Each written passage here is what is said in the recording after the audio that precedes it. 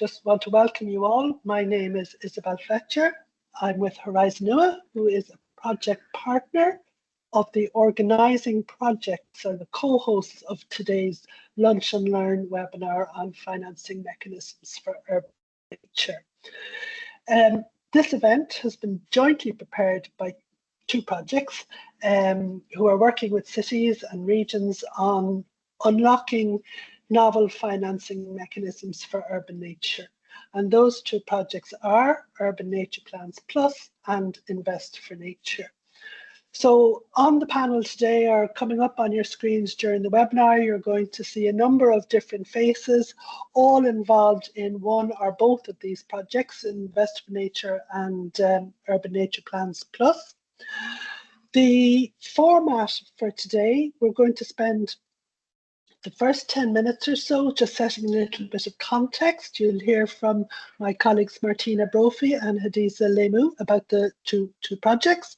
And then Filipe from Trinity College Dublin is going to give you a little bit more context around the financing mechanisms for urban nature. And then we're going to get into the real substance of today's webinar. We're going to have a peer-to-peer panel discussion featuring 4 cities, Paris and Barcelona, who are involved in Urban Nature Plans Plus, and then Aarhus and Poznań, who are partners in Invest for Nature. And they're going to present some examples and case studies of the innovative and novel mechanisms that they're using to unlock private sector finance, among others.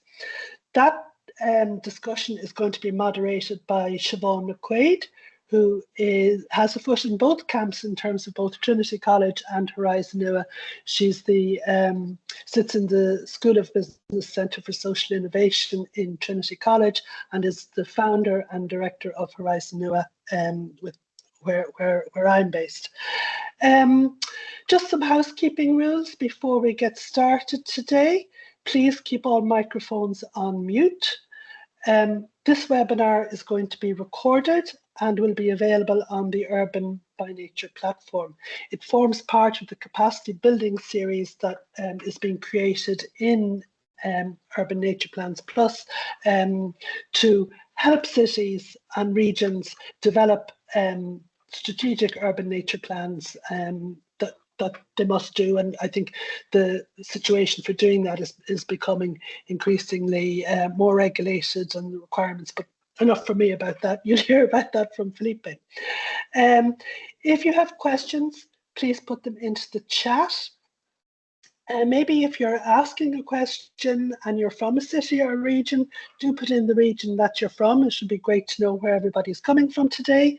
We hope to answer as many as possible. We hope that the discussion will stimulate lots of questions and ideas, and we look forward to a fruitful and interesting webinar now. So thanks for your attention. I'm going to hand the floor over now to my colleague Hadiza, who's going to give you an overview on Urban Nature Plans Plus. Thank you very much, Isabel, for that warm introduction. So my name is Hadiza, like she mentioned, and I work with Horizon UA, and I'm just going to go ahead and give a very brief overview of the UNP Plus project. The next slide, please.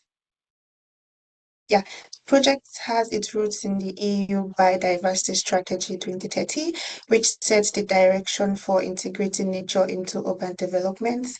It also established a regulatory framework that made urban greening plans a necessity for cities, and it was originally referred to as urban greening plans in 2020, and since 2024, it has now been changed to urban nature plans. And under this strategy, all European towns and cities with more than 20,000 inhabitants are encouraged to develop ambitious plans to bring nature back into urban spaces. And this goes beyond traditional parks. It is more about embedding biodiversity into the fabric of the city, which includes examples like urban forests, expanding green public spaces, promoting green roads and walls, and also introducing features like tree-lined streets and urban meadows, amongst others. Next slide, please. Thank you. Building on this policy context, Urban Nature Plans Plus is a Horizon Europe funded project aimed at supporting cities to design and implement urban nature plans. that mainstream biodiversity into urban policy, planning, and investment. And at its core, the project helps cities restore ecosystem through a strong co-creation process, which brings together science, policy, and local stakeholders. And we do this by engaging actively with our lighthouse cities of Paris and Barcelona and greening cities of Burgas, Mannheim, and Belgrade across Europe. It uses a 10-step co-creation process for urban nature plans, with step 7 focusing on financing and ensuring that plans are not just ambitious, but also fundable. Thank you so much.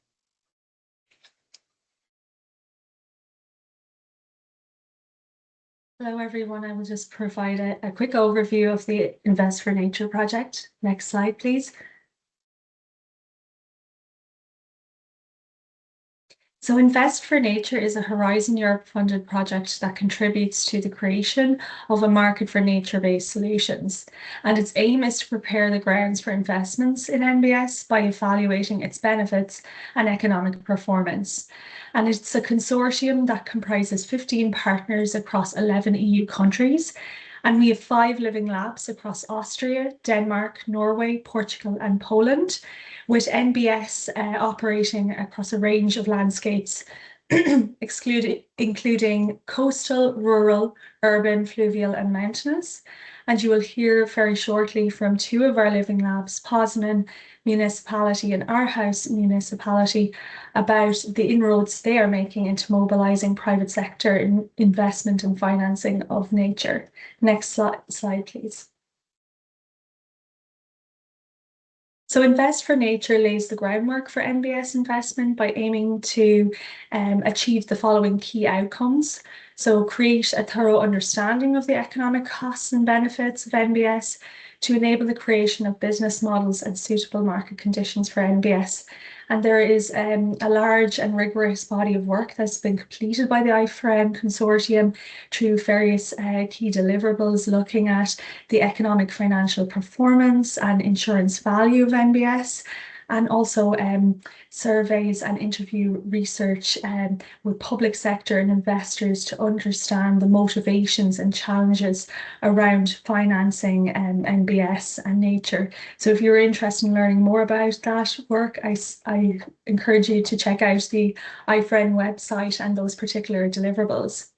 Another key outcome is developing a decision support tool to enable private and public stakeholders to make informed decisions on NBS investments. And that toolbox has become live and is launched. And I will pop the link into the chat very shortly. And I encourage anyone implementing and planning urban NBS to take a look at that toolbox and see how it may help in terms of assessing the cost benefits and cost effectiveness and performance of NBS in your given context. And then another major outcome of this project is matching investors with NBS projects and driving support for nature-based entrepreneurship. So we've been running NBS financing pitch and match webinars. The 3rd edition took place this morning, looking at urban infrastructure for well-being. And we are also funding and training a cohort of 10 nature-based enterprises to attend EU Green Week and London Climate Action Week, where they will have an opportunity to pitch to a panel of investors. So some excellent work emerging from this project, and we encourage you to keep on top of the key developments through the website and the LinkedIn profile. Thank you. Many thanks for that, Martina. Now, Filipe, over to you to talk about nature financing. Okay, good morning. Well, good afternoon now, everyone. I hope you're enjoying your lunch, if somebody is having lunch now. So I'm Filipe Aguiar. I'm a postdoc in Trinity College Dublin. I'm going to give a brief introduction about nature financing, touching the basic elements when we talk about nature financing, just as a reminder, as a record there is to most of you. So I want to start with the question, what do we mean by financing? And financing refers to sourcing funds to create and maintain nature-based solutions. Nature-based solutions require funds across 3 phases. So we have the financing phases.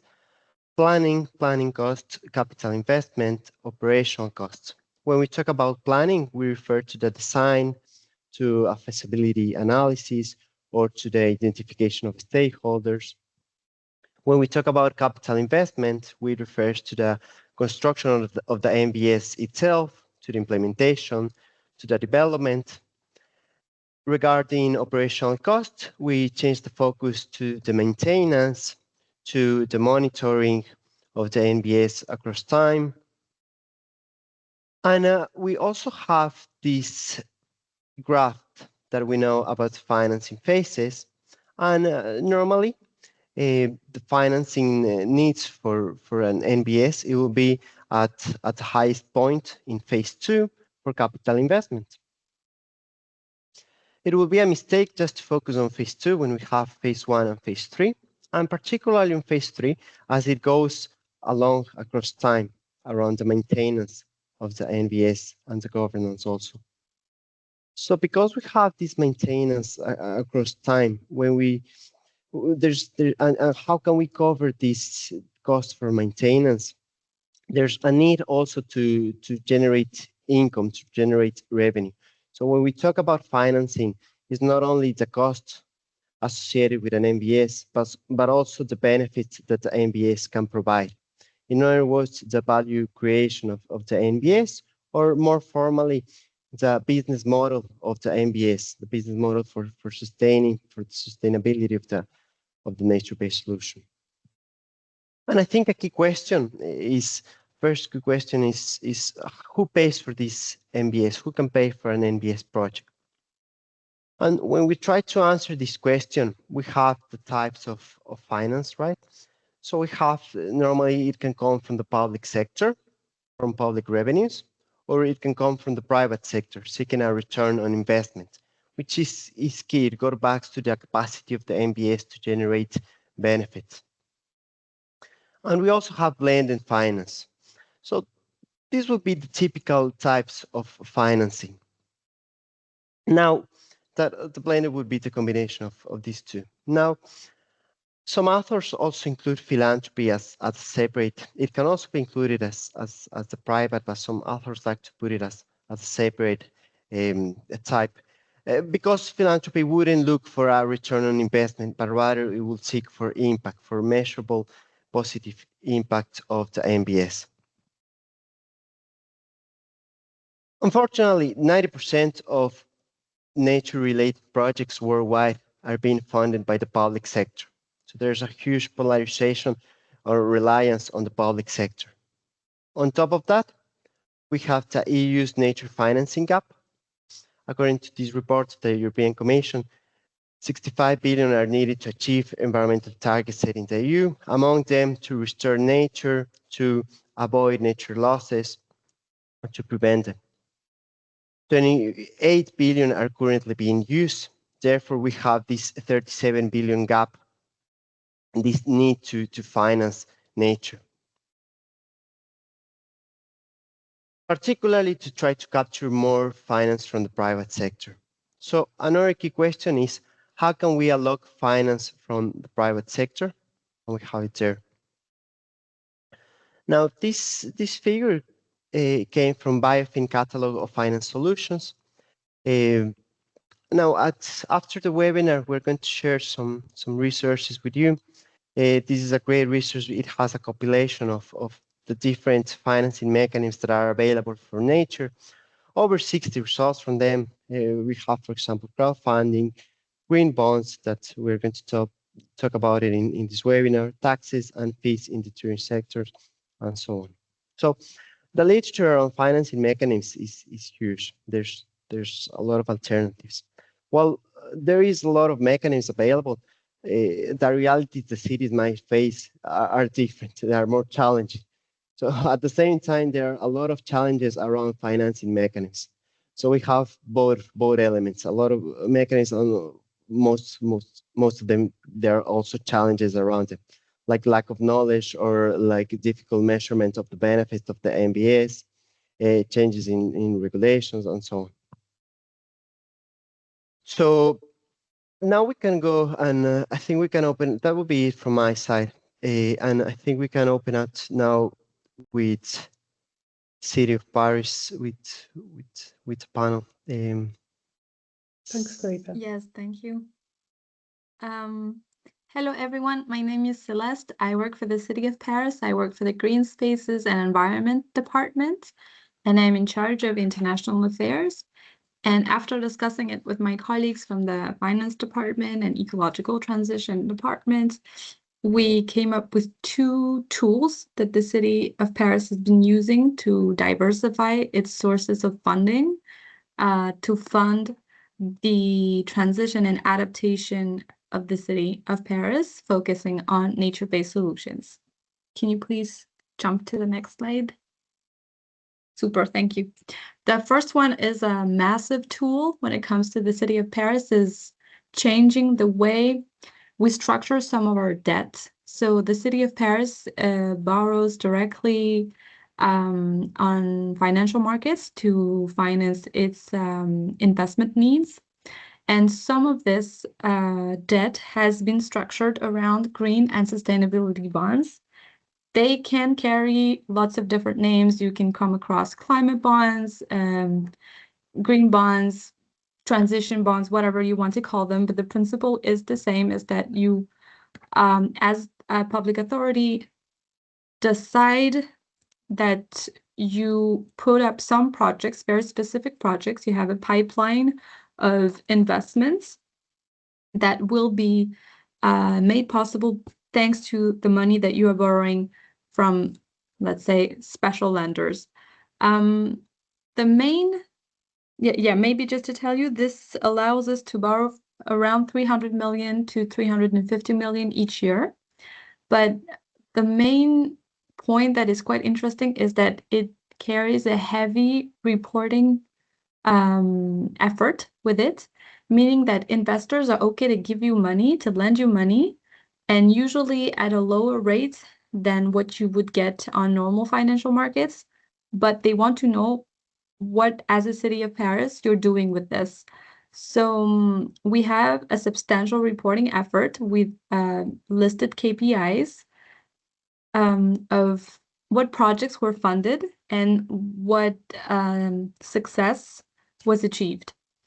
For Paris, it's both a tool for financial diversification, but it's also a tool to make sure our public policies are better. You know, they help us improve public policy. And the investors, as is listed on the slides, can be very different. It can be institutional investors or investors that have oriented their business model to sustainable and governance practices. Maybe next slide. So I will go fast. Thank you. The second tool that I decided to present today is tool that is brand new. We just created it after the Olympics that happened in 2024 in Paris. We had a lot of impact from philanthropies, and we thought, okay, why should we stop just after the Olympics? So we started this Paris 2050 fund, and the idea is to pool money from volunteer businesses that would want to participate in the transformation of the city and having increased visibility in doing so. And so this fund will help us mobilize private stakeholders, but also expertise and knowledge. And we will funnel the money to very specific, once again, very practical projects. The one that I showed you here, for example, is not really an MBS because it's a solar panel project, but we have projects that have been listed as potential projects supported by this fund of renaturalization of spaces in Paris, or recreation of parks, or renovation of parks. And once again, I want to insist on this, is that it's a bit of a mind shift for the public administration, because people will give you money to support a project if you can secure and if you can demonstrate impact. So for the public institution, it's also about being transparent and reporting back on impact KPIs and all of the infrastructure that you already know about. So yes, these were the two initiatives that I thought would be interesting to share today. And if you have any questions, please direct them to me. Thank you. Thanks, Celeste. That's great. Yes, Siobhán has just echoed what I was about to say. If anybody has any questions, do please put them into the chat. Hopefully these will stimulate some ideas for you. We're going to hand the floor over now to Agnieszka. And Agnieszka, forgive me for mispronouncing your second name, Jabala. I should know it by now, from the City of Poznań, who's going to talk about what they've been doing in terms of unlocking innovative finance models. Yeah, thank you very much for having me.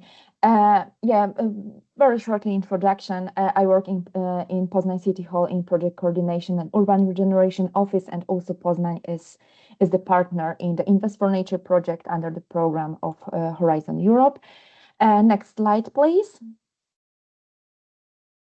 Yes, and now I would like to share our Poznań approach to involving the private sector in the implementation of nature-based solutions in the city, as well as other environmental initiatives, and briefly to provide you some context as to why we are taking this approach.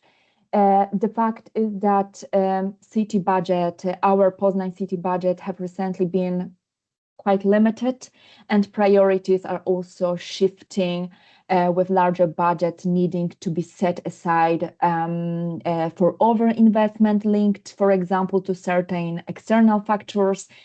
However, we also know from studies and reports, for instance, from our Invest for Nature project, that the public sector is nevertheless primarily responsible for the implementation, for financing and maintenance of nature-based solutions in the city.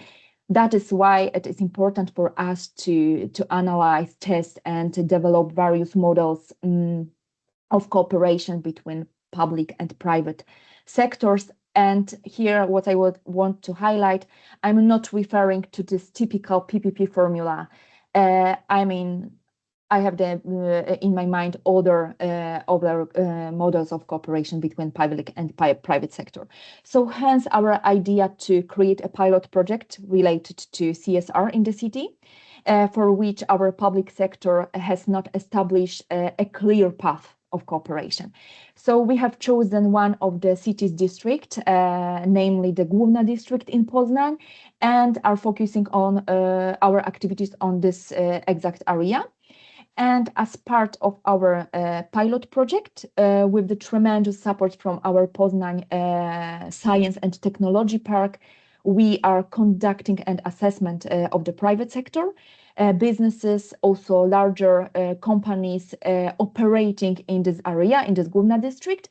And we are assessing through the survey their willingness, how they can involve in such activities, also asking about their capacity, capabilities, how they would like to contribute, whether financially or simply through employee volunteering, because every action and commitment from the business sector will be important to us.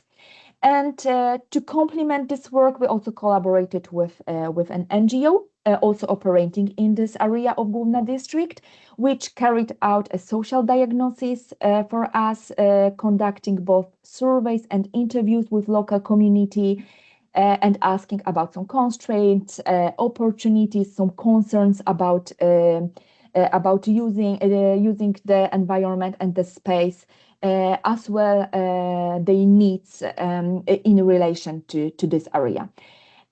So yeah, this gave us the whole picture, the complete picture of that. On the one hand, we understand the residents' needs and have identified the neighborhood's problems. And on the other hand, we have like concrete data that we can ultimately present to businesses, asking what they might offer us in the frame of their CSR strategy or ESG strategy. Next slide, please. Yes, and in mid-May this year, we have planned our co-creation workshops, where together with residents, with NGO, also with businesses, as well as the public sector, because we are responsible, for these processes within administrative, legal, organizational frameworks. And we will jointly decide which actions we will implement in the coming months and years in this area and with what resources. Because in this initiative, we are not only concerned with funding, of course, it would be the best, but we focus on unlocking the potential of cooperation and the resources of the private sector, but also on building trust, identifying our barriers as each sector operates within different realities, seeking for some improvements, defining roles throughout the whole process, and building this model of cooperation with businesses that is scalable for us, for our city, but also perhaps for other cities in coming years. And the last thing I'd like to share with you, we are simultaneously working on our handbook in which we are compiling our knowledge, our experience with the mechanism and tools for building such models and cooperation between the public and private sector. We present our perspective on that and also describe the entire process of this workshop and pilot project to share what worked and what didn't work. So we hope that this handbook will also serve as a source of inspiration for other cities, which is what we believe in. So we are keen to share it with interested parties once it has been published. Thank you very much. And if you have any question, please, I will be happy to answer. Thank you. Thanks a lot, Agnieszka. That was great. So we're off to Barcelona now to hear from Adrian Cabezas. Over to you. Hello, everybody. Thank you for inviting me to this interesting webinar. So I am Adrian Cabezas, environmental technician at Barcelona Regional, and we are now representing the City of Barcelona in the UNP Plus project. So next slide, please. So I will give a couple of examples of financing or funding. So the first one is the European Regional Development Fund. So this is that we obtained last year. And this kind of funds are channeled through a national institution and then allocated to cities through competitive calls. In this case, is the Fundación of Biodiversity. And we use this funding in order to renovation some of green areas in Barcelona. It will enable the Municipal Institute of Parks and Gardens to improve this for green space in Guinardó, Montjuïc, Turó de la Peira, and Poblenou Park. So this kind of work include the paving, native planting, soil restoration, and biodiversity enhancement. This contribution represents 40% of the total project cost. The final budget is estimated at approximately the 3.3 million of euros. Next slide, please. The second one, this is a local fund. This is a tourist supporting climate-ready schools in order to prepare the school in the city for the climate change. The Barcelona City Council collect more than 100 million euro per year from the tourist tax and the municipality research it. That means that it's the third largest source of revenue. Part of this revenue is reinvested to improve the quality of life for local people, local residents, so for the neighbors. But we are using part of this tourist tax, 22 million, for improve the school climate control within the climate plan. So the plan will upgrade. So we started last year. So the plan will upgrade the air conditioning and the ventilation system in the 170 public schools over the next 6 years. And this kind of air conditioner is environmental friendly and low energy solution. That means that we can save energy and avoid some carbon emission and pollutant in the atmosphere. And that's around 9,000 students and staff are expected to be benefit with this implementation. I want to say that the City of Barcelona would continue with this kind of financing, but in other ways. For example, in new urban transformation, improve the maintenance of the city, etc. The next, please. The last one is not exactly a case study. It's a worry, a need for the city, because we have a urban greenery and maintenance funding gap. That means that if the city of Barcelona want to ensure a proper management and maintenance of the urban green space, the city, the Institute Municipal of Park and Garden of Barcelona, required an additional 40 million per year. And for this reason, because we want to cover this gap of budget, we are currently exploring different mechanisms through a document that try to summarize different actions. But we need to adapt some of this action for our context in Barcelona and the metropolitan region. For this reason, we need to find this mechanism, and we include this need of funding new mechanism in our nature plan. That means that we have a specific action within our nature plan that try to find this solution in order to cover this lack or gap of maintenance in the city. In this 93 action, in order to, for example, study the possibility of green taxation, including, for example, private sponsorship, etc., etc. Thank you so much. Thanks, Adrian. And our last case study, but by no means least, is presented this morning by Luna Nurgard-Telling from the City of Aarhus. Yes, thank you for inviting me.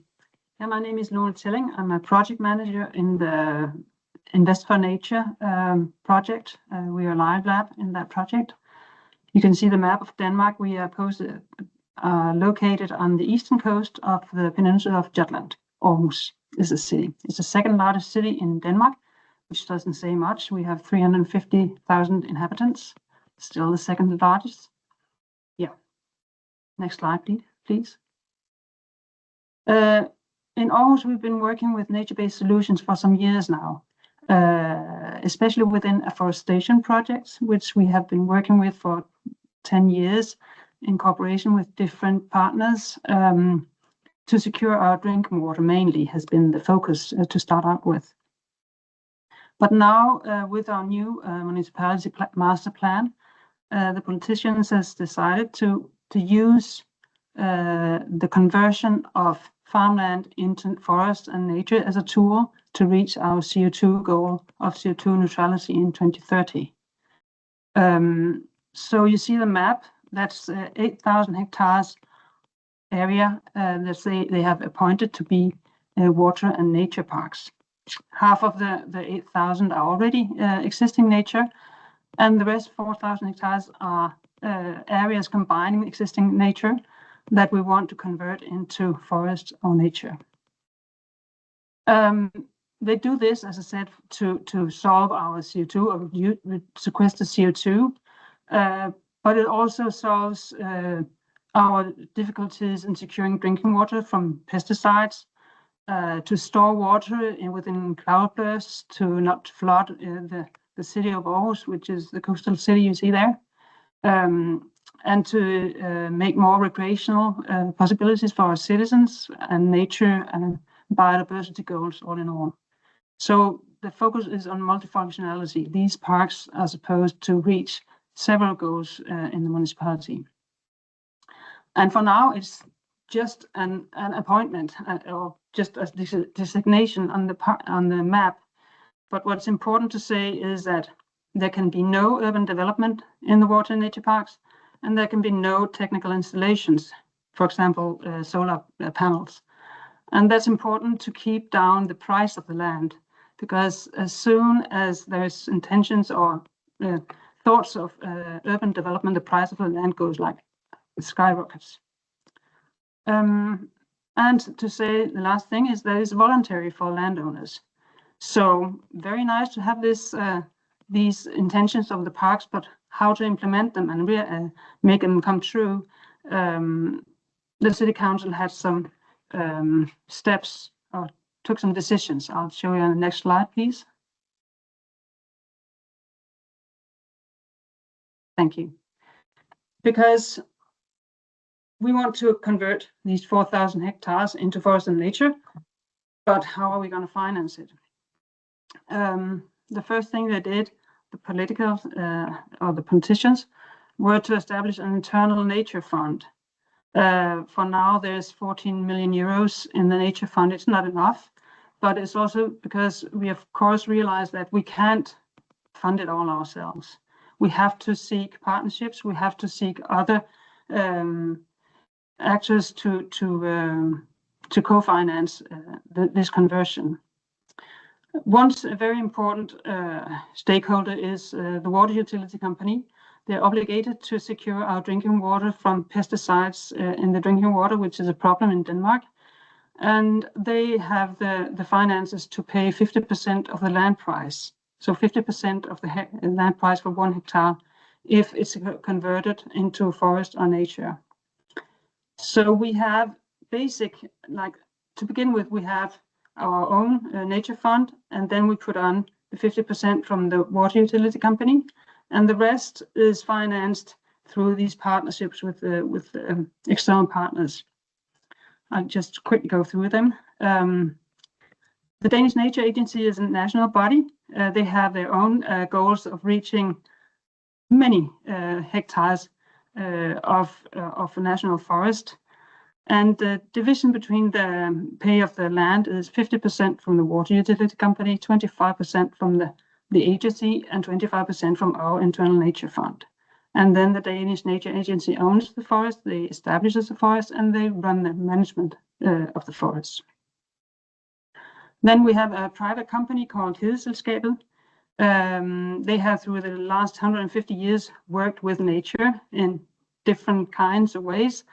And they buy up the land. They get the 50% from the water utility company, and they pay the last 50%. They establish the forest, and they run the forest, and they own the forest. That's a nice financing model for us. As you can see, there's no municipality investment in it. But the partnership with them secures us that they don't only plant trees, they also make forest landscapes that support biodiversity, recreational values, restore hydrological natural streams, and so on and so forth. So that's how the partnership is important for us, to secure that they not only plant trees, they also live up to these other goals. The last three is afforestation and nature on municipality-owned land owned by us already, where the Climate Forest Foundation, they pay 25% of the land price, what corresponds to the 25% of the land price, to make all the establishment. You mentioned, Filipe, that's the phase 2. I really recognize when you said that phase 2 is easier to get funding to than the other phases. The Climate Forest Foundation also bring in private companies. One example is the Northside Festival, and they use it as a CSRD contribution donation, and also to work with as a contribution to their CO2 accountants. The last two, Growing Trees Network and Plant a Tree, has a storytelling of pay per tree. So they invite private companies to pay for one tree every time you sell a chair made of wood, for example. So they pay per tree, and they only pay for the trees and the fencing and 3 years of maintenance, which only makes 10% of the whole costs of doing this conversion. And for now, we've run out of municipality-owned land. So what our cooperation with them now is on leftovers when we have an infrastructure project or something like that we put in some trees there. And what's new is Hedeselskabet, I mentioned before. They are starting bringing in larger companies who want to own their own forest and nature. So they mediate this partnership with private companies who want themselves to own it. That's a new one for us. And it's only just beginning. The last slide, please. Well, lessons learned. It's time consuming. These partnerships, it takes it takes 2 years to make an agreement. To get to know each other, to find out, well, what's the concept? How do we do this? And it takes prioritization. I mean, you have to stick to it. You have to go through the 2 years. And what we can see is that it pays off if it's the right partners. For example, Hvidselskabet that brings in now this new model when bringing in private companies. So once you build up the trust and build up the partnership, it's worthwhile. And then lesson learned is also the political ambitions matters. Both that they dare appoint 4,000 hectares of farmland to be converted to forest and nature, and not urban development and not solar panels. That's quite a decision. And then also this recognizing, well, it won't happen by itself, and making this internal co-funding fund is also crucial to attract partners. And then the last lesson learned is the right partners, because we have had some dialogue with organizations that doesn't, how to explain it? Well, we don't want just afforestation. We want them to deliver on the biodiversity, on the recreational values, on the making natural landscapes. So they have to have some of the same goals or the same values as us, because we have some demands for what we want them to do. Well, that's not very clear what I'm saying. I hope you get the point. Yes, I think that's all from me. Thank you for your attention. Great, thanks so much, Lana. I think really interesting lessons learned there, worth reflecting on.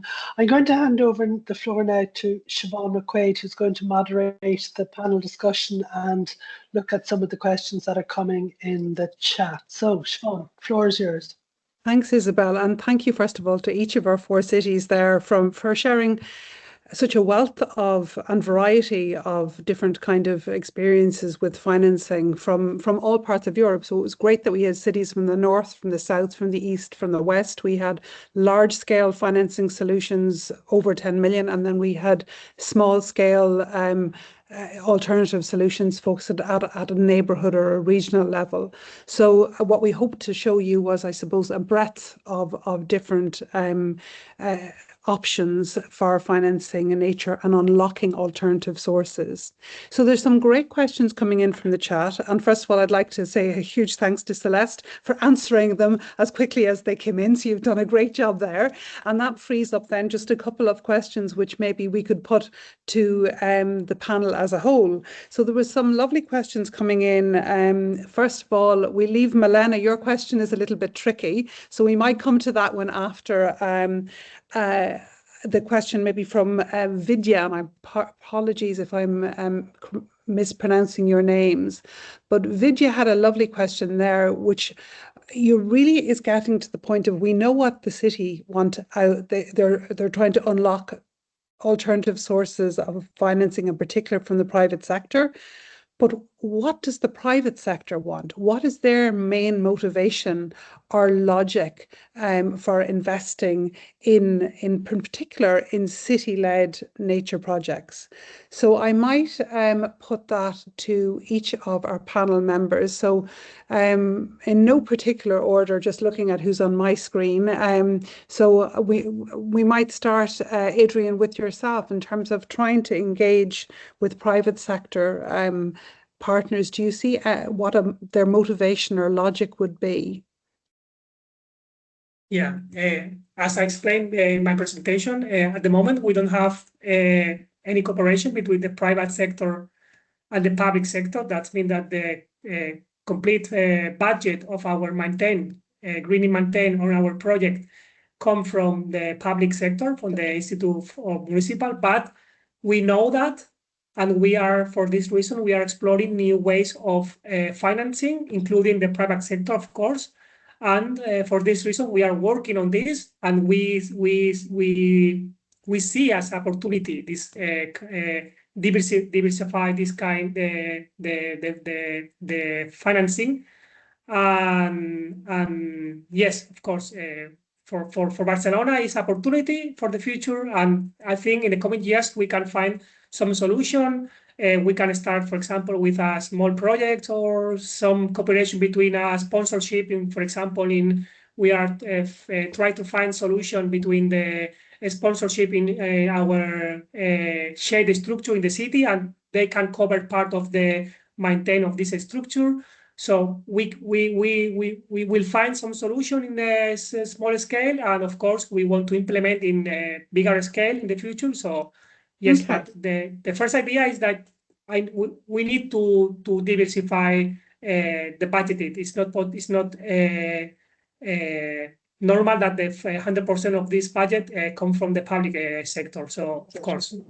Yeah, and you've been very successful, I suppose, in tapping into taxation as a way of identifying financing from tourists, which are attracted by the location of the city. And maybe you mentioned starting with small scale projects. So I could ask you, Agnieszka, then, you're working on this amazing co-creation approach with the private sector. What do you see as their motivation at that kind of local level in terms of engaging with cities and investing in these urban nature projects? Yeah, I have to admit that it's very demanding and very challenging process of engaging private sector. And from our experience, last year we had the workshop with small companies, small and medium companies, and we asked them about such motivation for the cooperation with public sector. And we got the feedback from them that for sure we need to simplify some procedures and work transparently, also set up understandable procedures for businesses. And we also get the point that maybe it could be good to have like a single point of contact in the public administration, like, one-stop shop. It was called one-stop shop. To shorten this entry path for businesses in this cooperation with public sector. So it was some of the points that brought up there. Okay, so make it simpler for businesses to collaborate with the public sector partner. I might come to you, Celeste, next, because I know you have a lot of experience working maybe at a different scale with larger companies. You've suggested in the chat there that the dominant logic is that they get something out of it, right? Yeah. Do you want to expand on that? Sorry, go ahead. No, please expand on your answer. You provided an answer in the chat there saying from your experience, it seems to be, I think, what was the logic that you found? Was it the output? The output, exactly. So do you want to expand a little bit on that from your experience? Yes. I think maybe the case of Paris is a bit specific because we were lucky enough to host this huge international event that is the Olympics. And Paris is the #1 tourist destination in the world. So this is, it's kind of a specific context, but a lot of brands, or businesses, they come to us because they want the reputational gain of being engaged, and if possible, we have heavy regulations against greenwashing. We have heavy charters and stuff like this, so we are trying to make sure that they don't use us as potential greenwashers. But I think they come to us because they're also more and more interested in having local impact. I know Philip in the chat talked about the local carbon cooperative, which is basically the idea that you can offset your emissions, but if possible, closer to home. So that means that you also get a story to tell your consumers and even your staff of how you are engaged as a business for, the local community. And I think this is a story that's a little bit more palatable, because we are being drowned into communication. Like if I buy cereals at the supermarket, they basically tell me they're eco-friendly because they plant a few trees somewhere, and you have no idea how to check this, how to make sure it's real. But if the company you work for or you buy products from actually invests closer to home, it's quite easy to check. No, it's quite easy to see.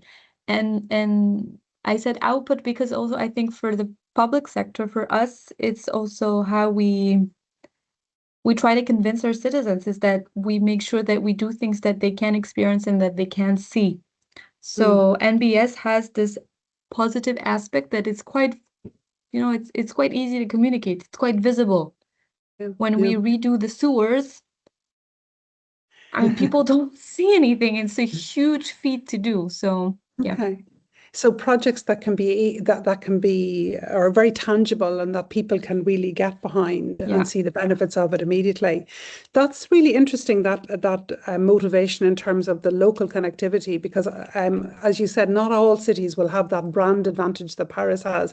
Maybe Barcelona, maybe that's an idea for you, Adrian, to learn, because it has also a very strong identity. But for cities like Aarhus, I'm not saying it, you're not the strongest tourist brand, but I think what do you see as the main motivations then for businesses to invest? Is it that local dimension, or what do you see as the main motivation for private sector companies and investors to get on board? Yeah, it differs, of course. Often when they start out with saying, could you plant some trees and make us CO2 neutral offsetting?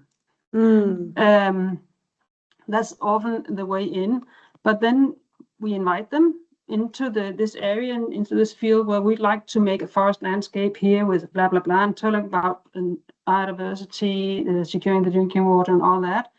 And they actually turn away from the CO2 because it's much more interesting with the whole nature NBS biodiversity storytelling. That's been a development we've seen several times. So the concrete project is quite important. And some of them, as you said, Celeste, is also very attracted to this local connection, inviting their customers out on the area or making small events in these new NBS or new forest landscapes.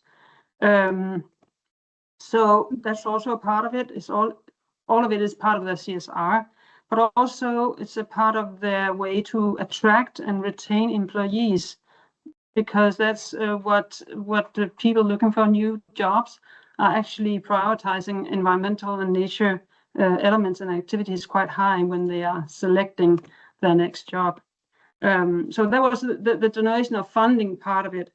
But then you have the Hedeselskabet, which is that's an investment for them. But it's a long-term investment. They do make some offsetting of CO2 credits and stuff like that, but they have a story of long-term investment in forests. So they are used to a low return on investment because it's forest they're dealing with. The last one is the partners brought in by the Climate Forest Foundation. They have a CO2 angle. Because the Climate Forest Foundation has a standard of the CO2 credit, so they use it in their CO2 offsetting, and that's it's a complicated matter, and that's why we don't do that as such. It's the Climate Forest Foundation that makes the whole standard and the control and all that. So different angles into it from the private companies. Excellent. Thank you so much for that response. And indeed, I'm just seeing the chat is great to see so many people active there. So I'm seeing those different both experiences emerging, the importance of this local dimension, engaging local companies on the ground to ensure that local connectivity, but also this concern around greenwashing, which is also a big concern for companies, which is one of the reasons why a lot of them are reluctant to invest unless they have these very strict reporting standards in place, which you mentioned earlier, Celeste. So we're really short on time. Filipe, tell me, do we have time or not to ask the cities a very quick one round, just asking them for one tip for any city who's listening in on the call and who is starting off and thinking, what do I start on first? Do we have time to ask each of the cities very quickly for their one tip? 100%, piece of advice. yeah. Okay, thank you. So then if we could ask each of you, some of you are starting off on this journey and some of you are more advanced, but what would be for your one piece of advice to a city listening in today who's thinking, how do I go about doing this and unlocking other sources of financing? Start with you this time, Celeste. Apologies, my sound just cut at the wrong moment. Can you please tell No me again? problem. Apologies. What would be your one piece of advice for a city who is starting? Yes, my piece of advice, if I am placed to give any, is that talk to your colleagues. You know, sometimes it's, I work for the urban nature department, so you have ecological transition down the corridor and you have transportation and housing. Talk to your colleagues. They are full of ideas and constraints, and try to understand why they seem to have such fixed ideas on things, because usually you can make a deal. But yeah, you know, cultivate the people that can have the skill of making people work together to deliver for public service efficiently. Excellent, making those connections. Lona? Yeah, well, it would be actually a bit inspired with Celeste. It would be start networking, start talking, both internally and externally. And then when you get the sense of there's some support from different angles, then you can take it to the politicians saying, well, this is interesting. Wouldn't you like us to dive into this and prioritize it? Because if you haven't got the political prioritization, both in time and money, well, you can talk all the way from here to Greenland. Yeah. That's great, Lena, and thank you, because we didn't have time for Milena's question about how to get those maybe reluctant policymakers on board, but you've just answered it there perfectly and succinctly, so thank you for that. Agnieszka, you have a lot of expertise in this area. What would be your tip? So maybe I want to say start small and practical. Instead of designing such, you know, complex program, it's more effective to test very simple, quick pilot project to demonstrate the value. And the second thing for me, it's like to have intermediaries in this process, like for example, NGO or business support, like Poznań Technology Park, to, you know, to translate between different sectors.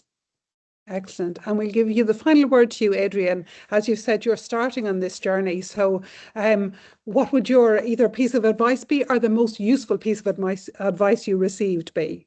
Yeah, I will say something different. I think it could be useful thinking about the cost benefit of the urban project or urban greenery project. We have some experience on that in order to calculate the benefit of the urban transformation, the benefit of the urban agriculture in the city, for example. And with this benefit, you can demonstrate the real value of this kind of implementation. Thank you. And I will give, on that note, a very final plug to the Invest for Nature cost-benefit analysis tool, which helps a lot of cities do that kind of calculations in the first place.